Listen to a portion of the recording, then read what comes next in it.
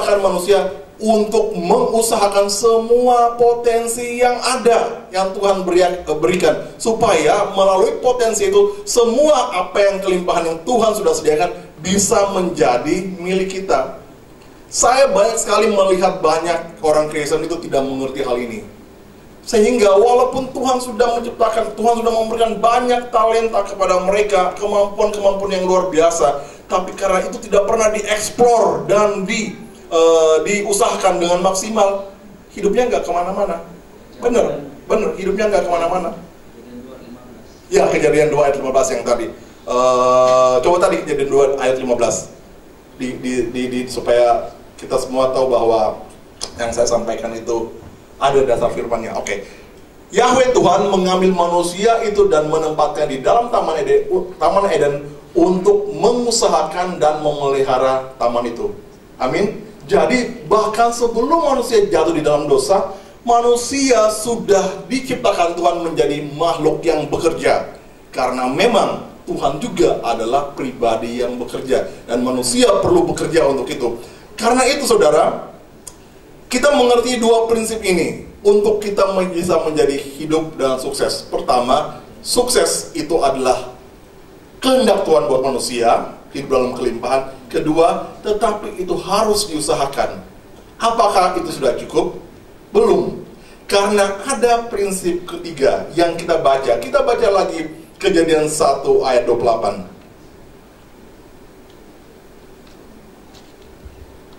Kejadian 1 ayat 28.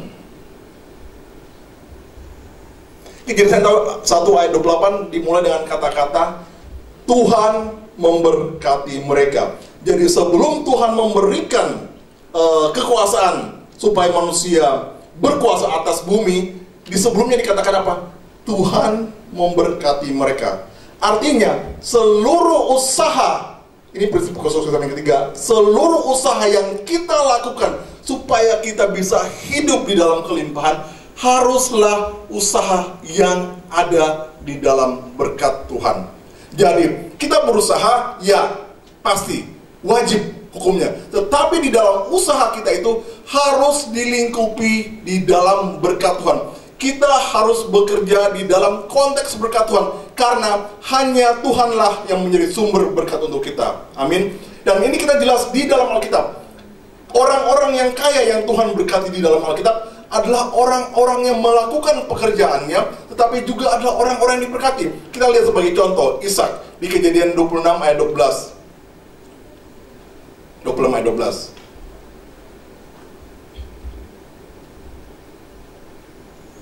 Kejadian 26 ayat 12 dikatakan, maka menaburlah Ishak di tanah itu. Artinya Ishak mengusahakan tanah itu. Dan yang berikutnya, dan dalam tahun itu juga ia mendapat hasil 100 kali lipat, sebab dia diberkati oleh Tuhan. Ayat 13, dan orang itu, maksudnya Ishak, menjadi kaya, bahkan kian lama kian kaya, sehingga ia menjadi sangat kaya. Ayat 14, ia mempunyai kumpulan kambing domba dan lembu sapi serta banyak anak buah, sehingga orang Filistin itu cemburu kepadanya. Di sini kita lihat perwujudan dari 3 prinsip tadi. Pertama, Tuhan menyediakan berkat bagi dia, Tuhan menyediakan kemampuan bagi dia. Ishak melakukannya, Ishak menabur di tanah itu, Ishak mengusahakan tanah itu, dan pekerjaan yang Ishak lakukan itu diberkati oleh Tuhan. Sehingga hasil dari pekerjaannya itu betul-betul berlipat kali ganda. Sehingga orang Filistin di mana Ishak tinggal itu jadi cemburu, jadi sesek.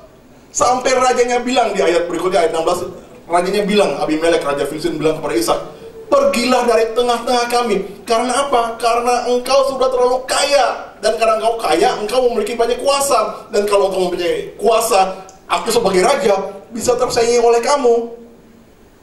Ini adalah prinsip ketiga dari kesuksesan. Pertama, Tuhan menyediakan sesuatu, potensi untuk kita usahakan. Kedua, kita betul-betul harus mengeksplor semua kemampuan kita untuk mengusahakan hal itu. Ketiga, itu semua harus di dalam konteks berkat Tuhan. Memang kita bisa melakukan segala sesuatu dan mendapatkan hasilnya di luar berkat Tuhan juga bisa. Banyak orang yang kemudian misalnya dengan hal-hal yang salah, mereka menjadi kaya. Mereka seolah-olah diberkati, tetapi kekayaan mereka itu memang Tuhan mengizinkan itu menjadi milik mereka, tetapi kekayaan itu bukan berasal dari berkat Tuhan buat mereka. Sehingga kalau kekayaan itu bukan berkat Tuhan bagi mereka, maka itu akhirnya malah menjadi kutuk untuk mereka. Karena kekayaan yang benar, kelimpahan yang benar, kesuksesan yang benar harus berasal dari berkat Tuhan kepada kita. Sehingga kalau kita hidup di dalam kesuksesan yang berasal dari berkat Tuhan, maka berkat Tuhan itu, maka kekayaan itu, maka kelimpahan itu, kesuksesan itu juga menjadi berkat buat sesama kita. Karena kalau kita diberkati oleh Tuhan, maka Tuhan juga menghendaki bahwa kita menjadi saluran berkat buat sesama. Jadi kita bisa kesimpulkan yang nomor 3, prinsip nomor 3 itu adalah kesuksesan yang benar itu bukan mengambil berkat, mencari untung, tetapi kesuksesan yang benar di dalam Tuhan adalah kita sukses, dan juga bersama dengan kesuksesan kita, orang lain juga merasa diberkati oleh kita. Amin. Orang lain juga merasa diberkati oleh kita. Kita datang orang lain, wah datang nih pas bagi-bagi uang nih, minimum ada angpau nih. Contohnya misalnya, kita sukses, diberkati Tuhan, dan kita menjadi berkat. Itu adalah kesuksesan yang benar. Itu adalah kesuksesan yang benar.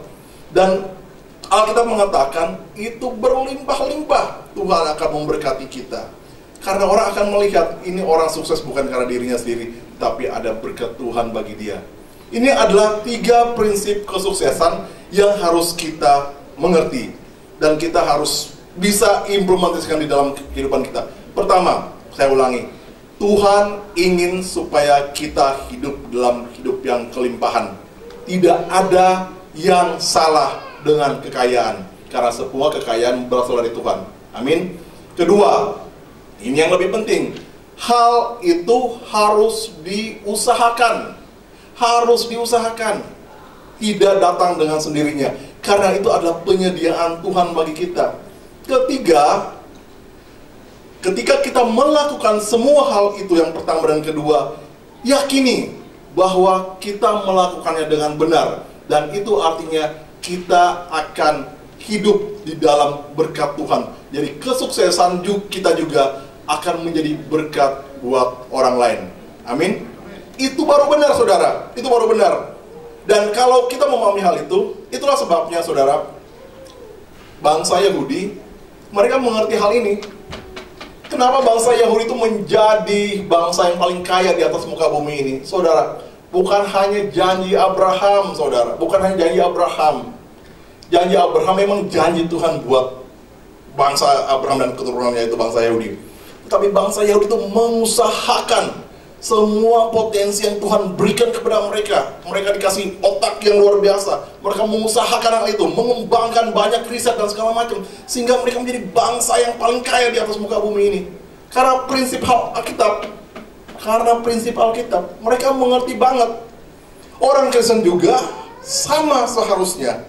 Dengan kita mengerti 3 prinsip hal ini, kita juga akan hidup dalam berkat, dan bahkan menjadi berkat buat orang lain. Saudara mau hidup seperti ini? Mau? Paldo? Bu Ade? Semuanya? Semuanya. Prinsip seperti ini harus kita betul-betul pahami. Bahkan terutama yang masih muda-muda di sini. Soalnya kadang-kadang di dalam kita mengusahakan kesuksesan itu ada konteks waktu. Buat orang yang sudah, ya hitung-hitung mah 30 tahun lagi kali hidupnya, karena ada batasnya. Itu terbatas karena harus diusahakan. Tetapi untuk anak-anak muda yang masih sekolah, 17 tahun, teenager, 20 tahun, berarti masa depan masih panjang ke depannya. Pahami prinsip ini, supaya kita betul-betul hidup dalam kesuksesan yang Tuhan berikan pada kita. Dan tidak ada yang salah kalau kita hidup kaya, asalkan kekayaan kita itu menjadi berkat buat orang lain. Amin. Terakhir, apakah sudah cukup itu? Belum. Kalau misalnya kita melihat dari hal itu, contoh tadi saya katakan Rasul Paulus, malah ujung hidupnya bukanlah seorang yang kaya. Bahkan secara duniawi, dia makin lama makin turun dari seorang terpandang, seorang kaya, bahkan menjadi seorang yang kehilangan segala sesuatu.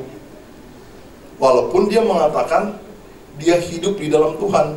Nah, prinsip yang keempat, kita lihat lagi, baca lagi kitab Kejadian. Ini prinsip keempat yang jauh lebih penting daripada 3 prinsip yang tadi. Prinsip yang keempat, kita lihat lagi Kejadian 1 ayat 26, ayat di atas Kejadian 1 ayat 28 tadi. Berfirmanlah Tuhan, coba buka Kejadian 1 ayat 26. Berfirmanlah Tuhan, baiklah kita menjadikan manusia menurut gambar dan rupa kita, supaya mereka berkuasa dan sebagainya ke bawah. Sebelum ayat tentang manusia berkuasa, yaitu 3 prinsip yang tadi, ada ayat yang mengatakan bahwa Tuhan punya kehendak untuk manusia, dan kehendaknya itu adalah menjadikan manusia serupa dan segambar dengan Tuhan. Artinya saudara, sebelum berbicara mengenai kekayaan, sebelum berbicara mengenai berkat, yakinkan satu hal lagi, dan ini paling utama. Apakah itu semua adalah kehendak Tuhan bagi kita? Karena kesuksesan yang sejati, yang sebenar-benarnya sukses di hadapan Tuhan, bukanlah kita melakukan hal-hal yang tadi hidup dalam berkat dan memperoleh kekayaan yang kita usahakan. Tetapi kesuksesan yang sejati adalah ketika kita mewujudkan rencana Tuhan untuk kita. Itulah sebabnya Paulus, walaupun di dalam keadaan yang miskin, terpenjara, terikat, terbelenggu, tetapi dia bisa mengatakan apa? Aku tidak masalah dengan hal ini. Aku akan mencapai garis akhir dalam kehidupanku. Aku akan mendapatkan mahkota kebenaran. Karena dia percaya, dia sedang menjalani rencana Tuhan bagi dia. Tepuk tangan dulu buat Tuhan Yesus. Jadi, sebelum kita berbicara mengenai prinsip kesuksesan yang tadi, kekayaan disediakan Tuhan. Kedua, kita harus mengusahakan. Ketiga, harus di dalam berkat Tuhan. Yang paling penting, apakah itu adalah rencana Tuhan bagi kita atau bukan? Dan kalau kita percaya bahwa kita hidup di dalam rencana Tuhan, maka yang tadi, kekayaan-kekayaan tadi bukan lagi masalah buat kita. Karena yang kita cari bukan hanya berkat, tetapi kita hidup dalam persekutuan dengan sumber berkat itu sendiri. Amin. Itu yang paling penting buat kita. Karena kita percaya kesuksesan bukan hanya di atas muka bumi ini, tetapi bahkan sesudah kita tidak lagi di atas bumi itu, tetapi berkat itu akan terus-menerus mengikuti kita sampai pada kekekalan. Dan kita akan hidup bersama-sama dengan Tuhan Yesus, dengan mahkota yang Tuhan berikan kepada kita. Dan itu adalah kesuksesan yang sejati menurut Tuhan, menurut konsep Alkitab. Oke? Bukan masalah kekayaan. Kekayaan memang Tuhan bakal kasih. Tapi kalau Tuhan menghendaki kamu gak usah kaya, tapi kamu miskin aja dan melayani aku, gak masalah. Mengerti ya saudara ya? Gak masalah. Tapi jangan dimiskin-miskinkan dan mengatakan itu kehendak Tuhan. Salah lagi. Hidup dalam kehendak Tuhan. Hidup dalam kehendak Tuhan. Dan kalau kita melakukan itu, apa kata Tuhan Yesus? Carilah dulu kerajaan surga, kerajaan Elohim dan kebenarannya, dan semuanya akan ditambahkan kepadamu.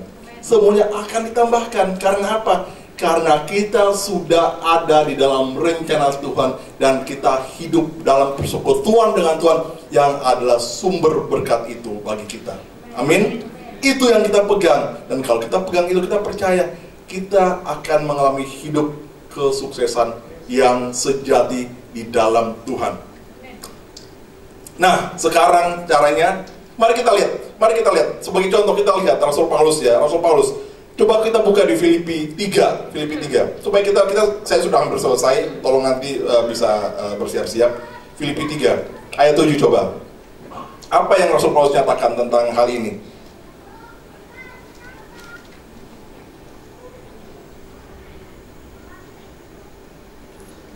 Filipi 3 ayat 7 dikatakan, tetapi apa yang dahulu merupakan keuntungan bagiku, sekarang ku anggap rugi karena Kristus. Keuntungan dia apa? Banyak, saudara. Orang kaya, orang terpandang, punya kedudukan, dan segala macam. Tetapi semua itu dianggap rugi karena Kristus. Malahan segala sesuatu ku anggap rugi karena pengenalan akan Kristus Yesus Tuhanku lebih mulia daripada semuanya. Oleh karena dialah, oleh karena Yesuslah, aku telah melepaskan semuanya itu dan apa? Dan menganggapnya sampah supaya aku memperoleh Kristus. Ayat 10 dikatakan, yang ku kehendaki ialah mengenal Dia dan kuasa kebangkitannya dan persekutuan dalam penderitaannya, di mana aku menjadi serupa dengan Dia di dalam kematiannya. Luar biasa Tuhan, luar biasa teman-teman. Beri kemuliaan dulu kepada Tuhan. Ini adalah kesuksesan yang sejati di dalam kehendak Tuhan, yaitu kita hidup di dalam persekutuan yang benar, pengenalan yang benar dengan Tuhan, sumber berkat kita. Karena Tuhan Yesus juga berkata di Matius, apa gunanya seorang memperoleh